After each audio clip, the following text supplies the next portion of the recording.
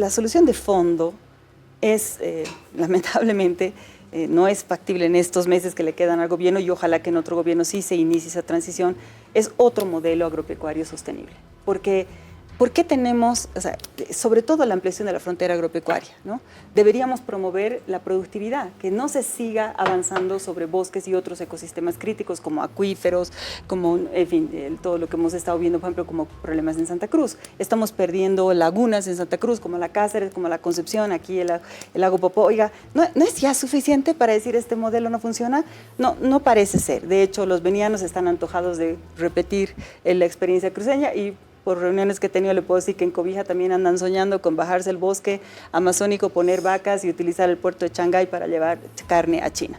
Eso es lo que se están pensando, y eso es increíble porque cualquier persona, ya más allá de los intereses legítimos del sector productivo, tiene que entender de ciencia y saber que no podemos ya estar jugando así con la selva, ¿no? Y en general con el bosque, no solo el amazónico, el chiquitano y también el chaqueño. Estamos conversando sobre este decreto que permite hacer una pausa dentro de la pausa ambiental para poder permitir chaqueos durante unos meses. Quiero decir antes de continuar que para el momento de producir este espacio hemos acudido obviamente al Ministerio de Medio Ambiente y Aguas. Lamentablemente ellos están en otros temas y no pueden atender, pero está abierto este espacio para cuando se sienten que se ha dicho algo acá que no condice con la verdad, y que además, ojo, queremos preguntarles esto, ¿no? Sobre permitir los chaqueos en los lugares de reserva ambiental que estábamos conversando previamente en el anterior bloque. Entonces, los vamos a esperar acá para que nos acompañen y a responder especialmente eso, y que puedan estar con usted también, ojalá, en la Asamblea Legislativa, senadora.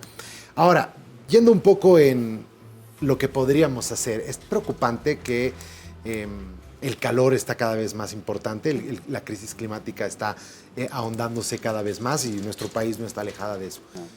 Preocupa que pueda repetirse un episodio como el año pasado, sin duda alguna, y estamos anticipándonos, viendo lo que está sucediendo.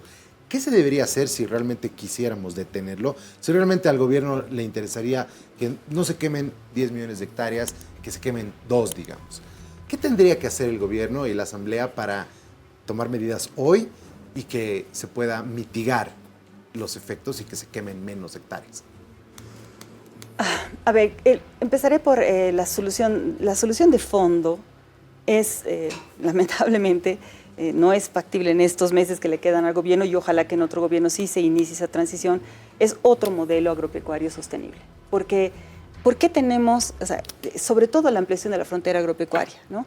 Deberíamos promover la productividad, que no se siga avanzando sobre bosques y otros ecosistemas críticos como acuíferos, como, en fin, todo lo que hemos estado viendo, por ejemplo, como problemas en Santa Cruz. Estamos perdiendo lagunas en Santa Cruz, como la Cáceres, como la Concepción, aquí el lago Popó. Oiga, ¿no es ya suficiente para decir este modelo no funciona? No, no parece ser. De hecho, los venianos están antojados de repetir la experiencia cruceña, y por reuniones que he tenido le puedo decir que en Cobija también andan soñando con bajarse el bosque amazónico, poner vacas y utilizar el puerto de Shanghái para llevar carne a China. Eso es lo que se están pensando, y eso es increíble porque cualquier persona, ya más allá de los intereses legítimos del sector productivo, tiene que entender de ciencia y saber que no podemos ya estar jugando así con la selva, ¿no? Y en general con el bosque, no solo el amazónico, el chiquitano y también el chaqueño. Habiendo dicho eso, ¿qué puede hacer la Asamblea? Primero, que puede fiscalizar, es lo que vamos a hacer. Nosotros también tenemos mucho interés en escucharlo al ministro, y no solo escucharlo, sino darle ideas, porque realmente necesitan prepararse. Si van a decir sí a los fuegos, deberían tener, por ejemplo, ya preparados los hidrantes, preparado al ejército para que vaya a apagar incendios que puedan haberse descontrolado. Recuerdo el año pasado que en San Matías los guardaparques decían, hay incendio. El gobierno, no hay incendio. Hay incendio, no hay incendio. Nosotros vemos en nuestro sistema, no hay incendio, y hay de que sigan alarmando a la gente. Así ha sido. Y luego millones de hectáreas, y San Matías se ha incendiado, es decir, casi la mitad del área protegida ha sido perdida por los incendios. Entonces, ese tipo de cosas no pueden pasar. O sea, deberían estar listísimos para apagar incendios, para solo aprobar quemas en los lugares correspondientes. Nosotros en el artículo 11, y es la otra cosa en la que podemos contribuir en hacer leyes, esta ley de 118 está pensada para proteger a los bosques y otros ecosistemas críticos y, por ejemplo, poner estas condiciones muy estrictas para aprobar quemas. Por otro lado, como decía Gonzalo, controlar las quemas ilegales. Esto se puede hacer más fácil hoy día vía drones y vía imágenes satelitales. No necesitas tener gente en el lugar, es imperfecto, necesitas siempre algo de territorio, pero puedes empezar a identificar eso. En todo eso nosotros podemos ayudar con minutas, ¿no? con recomendaciones, con fiscalizaciones como la reunión que vamos a tener, pero en última instancia, en este momento, la responsabilidad es del Ejecutivo, Jorge Luis. No vamos a poder hacer, y algo más, y de los propios productores. Y esto es importante. Y muchos... De la conciencia de los productores. Sí, de la conciencia de los que son productores. Y Fundación Tierra deja en claro algo muy importante que quiero añadir acá, que no es muy alentador, pero hay que decirlo. Mucho de lo que se desmonta para vender la tierra más cara, por lo que he dicho antes, que es más cara la tierra desmontada. Claro. Mucha de esa tierra no se cultiva. Gonzalo, tú puedes confirmarme, el dato es alrededor de 10%, el último tiempo tú puedes confirmar ese dato. Entonces, encima, no todos son productores, muchos son meramente especuladores. Y peor cuando... Desmontan para vender la tierra. Para vender la tierra. Y muchas veces ni siquiera tienen plenos derechos sobre esa tierra. Claro, no son dueños de... ¿Okay? Ahora, entonces, todo eso, se darán cuenta, tal vez termino, Soraya, nosotros estamos dando la batalla por el proyecto 118, que daría respuestas integrales a todo esto, incluyendo una transición, que no va a ser inmediata, de lo que promueve el Estado, que no es más monocultivo, no es más deforestación, sino más bien sistemas agroforestales, ayuda a todos esos que están generando esas alternativas, pero también control adicional del fuego. No puedo entrar en detalles porque no hay mucho tiempo en televisión, pero esas son las cosas que podemos hacer desde la Asamblea. No es poco, pero tampoco es suficiente. Necesitamos de esos otros dos actores. Por supuesto que sí. A ver, Gonzalo, mañana presenta la Fundación Tierra este documento tan importante en el que se habla de 4 grupos que estarían detrás de estas 12.6 millones de hectáreas. ¿Qué se ha encontrado? ¿Qué van a presentar mañana? Si es que nos puede adelantar. Un adelantito.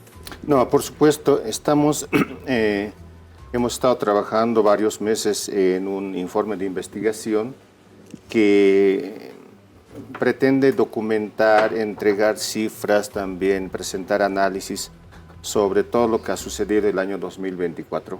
Entonces, la principal cifra es que son 12.6 millones de hectáreas quemadas a nivel país. Esto marca una gran diferencia con el último desastre que tuvimos el 2019, cuando se quemaron 5.3 millones de hectáreas, y ahora es más que el doble.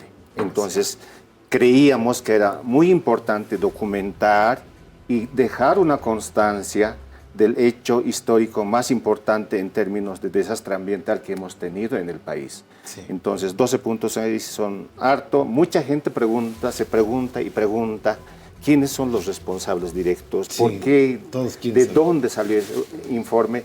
Entonces, el informe hace un análisis pormenorizado de cómo es que ha empezado el fuego, en qué puntos, en qué tipo de propiedades y quiénes son los implicados. Y para responderte directamente, Soraya, nos sorprende, por ejemplo, que el principal foco del fuego ha sido las áreas protegidas. Y las áreas protegidas no son zonas de agricultura intensiva, no son zonas de propiedad privada ni empresarial, ¿no? Entonces, muchas veces asumíamos que el fuego nacía en las propiedades empresariales y ganaderas, y no, sino en áreas protegidas, segundo las TCOs. Hay 3 TCOs grandes allí que se han quemado y también están implicados de alguna manera estas TCOs. La TCO Guarayos, la TCO Bajo Paraguay y la TCO Monteverde han tenido grandes focos de incendios, y en estas TCOs, lamentablemente, ahí Cecilia tiene toda la razón, hay tráfico de tierras, hay asentamientos ilegales y en algunos casos, también esto hay que decirlo, hay dirigentes indígenas que están haciendo negocio con la tierra de su propia gente. Hay dirigentes indígenas de TCOs que están firmando acuerdos de compra y venta con los interculturales, ¿no? Y en algunos casos se están formando comunidades ficticias donde hay 2, 3 familias indígenas, por decir guarayos, más 20, 30 familias interculturales, ¿no? Que son externos y entran dentro de la propiedad indígena, y ahí empiezan a desmontar, a razón de 20 hectáreas, porque la ley dice eso, y con ese desmonte empiezan a quemar. Y como son quemas que no tienen estas cortinas rompe fuego, entonces acaba eso convirtiéndose en un incendio de grandes proporciones. Entonces creíamos que tiene importancia hacer este trabajo y eso es lo que estamos compartiendo el día de mañana a las 6 de la tarde. Todo el público está invitado a participar, por supuesto, ahí en el espacio Patiño. Sin duda alguna vamos a estar, pero los empresarios no es que los productores, los grandes productores olleros, todo eso, no es que tampoco hay responsabilidad. No, por supuesto, no están eximidos ellos. En tercer lugar están las empresas, las grandes empresas agropecuarias, fundamentalmente las empresas ganaderas, y Jorge Luis por una razón fundamental. La mayoría de las empresas ganaderas que están implicadas en los incendios son empresas que están en un proceso de transición de la agricultura, de la ganadería extensiva a la agricultura intensiva. Están logrando ellos obtener nuevos planes de ordenamiento predial, nuevas autorizaciones de desmontes y permisos de quemas para convertir lo que legalmente se les otorgó como propiedad ganadera extensiva, es decir, para que conviva la ganadería con el bosque, a tierras de monocultivo, ¿no? Y esto también es parte de la estrategia que ellos tienen de adoptar el sistema de ganadería intensiva, ¿no? Es decir, la ganadería estabulada que necesita alimento balanceado y que ya no son ganados de pastoreo extensivo.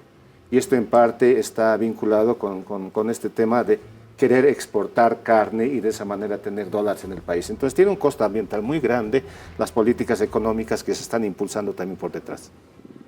Senadora, ¿qué dice la gente del gobierno cuando ustedes llegan con estas propuestas, con estas quejas? Imagino que este documento que se va a presentar mañana también va a llegar a manos del Ministerio de Medio Ambiente. ¿Qué es lo que dicen? ¿Qué respuesta obtienen? Quisiera decir dos cosas, creo, para tratar de entender cuál es ese punto de vista. Primero, que yo me temo que en este momento, al igual que el año pasado, los decretos son meramente, digamos, también en este caso electorales. Están tratando de ampliar su base electoral, como hacen con los mineros, también hacen con los interculturales, pero también con los sectores productivos, digamos, más consolidados, que es, les vamos a dar la posibilidad de seguir deforestando y demás. Entonces, pero eso no te lo pueden decir. ¿Qué te dicen entonces? Te hablan en nombre del desarrollo. Necesitamos más alimentos, pero si la Fundación Tierra ha demostrado que no se cultiva necesariamente ahí, no aumenta la cantidad de alimentos en Bolivia en la proporción en que se desmonta, por lo que hemos dicho antes, porque el interés es otro. Entonces, ese es el problema, que se utiliza un discurso de desarrollo y de alimentos para ocultar otras cosas. Cuando en realidad, además, y esto lo ha demostrado CIPCA, otra gran institución, que Bolivia se alimenta fundamentalmente de los valles y de este tipo de agricultura familiar. Hemos escuchado también ese discurso, ¿no?, de que es Santa Cruz quien alimenta a Bolivia. No es exactamente así, por supuesto que aporta, no estoy desmereciendo de ninguna manera el aporte de Santa Cruz, que es muy importante, pero no hay que desmerecer tampoco el aporte de la agricultura familiar. Entonces, estamos en un discurso que oculta, que impide ver la realidad, porque además este desarrollo, si es que es un desarrollo que destruye nuestras fuentes de agua, es que no es pues racional. No podemos estar destruyendo nuestras fuentes de agua y ni siquiera eso les conviene a los ganaderos, a los olleros, ¿no? Y yo creo que ese es un punto de encuentro con ellos, porque eso es importante. Hay que tener puntos de encuentro y el agua tendría que ser un punto de encuentro para todos. Entonces, el gobierno argumenta eso del desarrollo lo mismo que los sectores productivos. Y hay que entonces ahí uno entra en el debate de qué tipo de desarrollo queremos. Y entonces ahí viene algo que me parece muy importante, que sería la salida a todo esto, porque tenemos que dar salidas, no nos podemos quedar acá lamentándonos de nuestra suerte. Y es que necesitamos modificar los incentivos económicos para que el bosque en pie y sistemas que lo protejan, que protejan los ecosistemas, tengan los premios que necesitamos que tengan para que la gente proteja esos ecosistemas. Y eso, ¿bonos de carbón? Yo no apostaría a los bonos de carbono porque son el peor mecanismo de las finanzas sostenibles, el más cuestionable, el que ha tenido fraude. Kailasa se estima, a propósito de estas cosas raras que tiene que ver con esto, yo no apostaría, pero sí hay otros mecanismos que podrían ayudarnos, ¿no?, a dar aliento a la gente y que no sea todo un negocio desmontar, sino que más bien el negocio esté mantener el bosque. Yo creo que los mecanismos, antes estaba criticando los límites del mercado, pero ahora, como verán, no soy pues fanática. También creo que ciertos mecanismos se pueden utilizar. Al mismo tiempo, donde no se puede utilizar el mercado, en ese momento el Estado tiene que proteger el bien común. Y ahí el Estado tiene que decir, disculpen, no va a ser rentable, pero aquí esta cabecera de cuenca se respeta, ¿entienden? Claro. Combinar ambas cosas. ¿Ve? Entonces, creo que esa es la salida, y porque los discursos del gobierno, que muchas veces, como dije, son los del sector productivo más tradicional, porque hay ganaderos que están buscando hacer ganadería sostenible. Yo he tenido la suerte de poder conversar con ellos. ¿Grandes ganaderos, Cecilia? Sí, no son pequeños, sí, que están intentando hacerlo. De hecho, la ganadería del Beni es una ganadería que se podría valorar muchísimo como una ganadería saludable, justamente de pasturas naturales, ¿no ve? En vez de apostar a la cantidad, como hacemos con el cacao y el café, podríamos apostar a la calidad. Entonces, hay respuestas que no necesariamente es la ruina de nadie quiere la ruina aquí de nadie, es nada más tener opciones más inteligentes que impliquen, claro que sí, mayor ganancia para los sectores productivos con límites. Nosotros en su momento en el programa de Comunidad Ciudadana, permítanme recordar, 2019 y 20, acordamos eso, la mayor productividad, de ninguna manera avanzar más la deforestación. Este, por ejemplo, puede ser un acuerdo razonable. ¿Por qué? Porque la propia CAO, que tiene una publicación, entiende que necesita proteger sus áreas protegidas, las de Santa Cruz, sus acuíferos, para seguir teniendo agua para la agricultura y no estar como San Julián, que ha estado sufriendo tanto de agua, ahora no tanto porque ha llovido, pero podría sufrir ahora. Entonces, yo confío en que de manera sensata y racional, a partir de elementos como el agua, podemos conseguir consensos y entendernos, con algunos conflictos y tensiones, sin duda, esos son inevitables, como las restricciones a la deforestación y demás, pero que el Estado también ofrezca mercados, ofrezca programas de asistencia técnica, ofrezca alternativas a la quema. Eso sí se puede hacer desde el Estado, y utilizando finanzas sostenibles, que es un término muy amplio, donde entran cosas, podemos debatir cuáles, qué instrumentos, pero podríamos captar financiamiento, que es lo que falta. Porque lo que sí está bien financiado, perdón, me voy a extender con esto más, es la minería y es la soya, todo eso consigue créditos. Pero si usted quiere conservar, es la pobreza, ¿no? Sí. Entonces necesitamos equilibrar esta balanza de manera inteligente. Me gusta que sea un negocio proteger el medio ambiente, eso está muy bueno, funcionaría. O sea, que al menos sea rentable. Rentable. Sí. Gracias, Muchas Gonzalo, gracias. un placer. Gracias, senadora. Gracias. Gracias.